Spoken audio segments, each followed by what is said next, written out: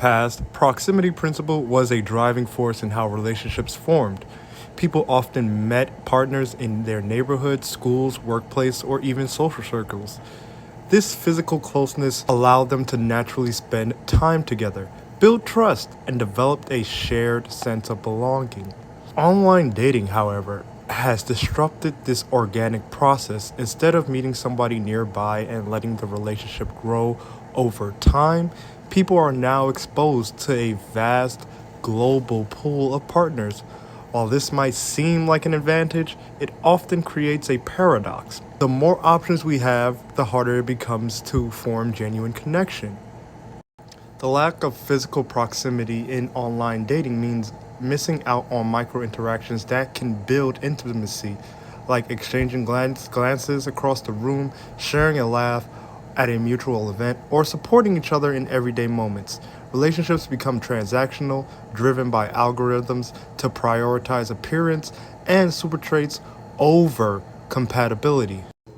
The shift also means that people are less likely to invest in somebody nearby because the allure of someone better is always just that swipe away.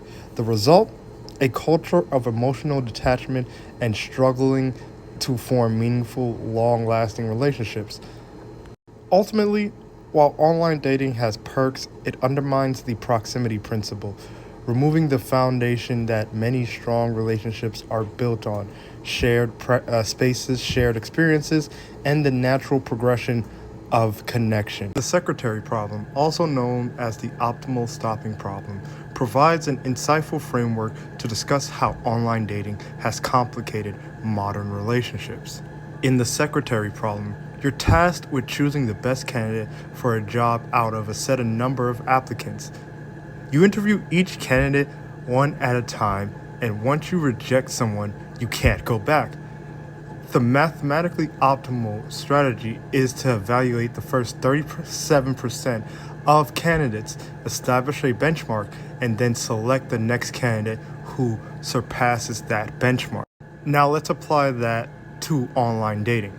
Platforms like Tinder, Bumble, and Hinge create a scenario where the pool of potential candidates is seemingly infinite. Unlike the secretary problem, there is no definitive stopping point, no clear limit to the options available.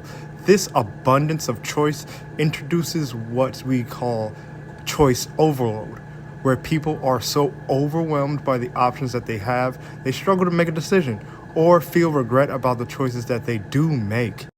In the secretary problem, the goal is to optimize in online dating. However, the absence of boundaries makes optimization nearly impossible.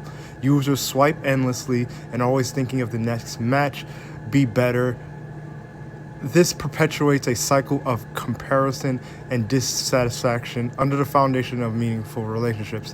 Additionally, the gamification of dating apps, swiping matches, and dopamine hits shifts the focus from forming genuine connection to winning the game. This fosters a transactional mindset where people are seen as options rather than partners, and commitment feels like settling rather than choosing. Ultimately, online dating, much like the secretary problem, highlights the tension between too many options and the human desire for connection. But unlike the problem's mathematical solution, real-life relationships require vulnerability and investment, qualities that algorithms cannot calculate.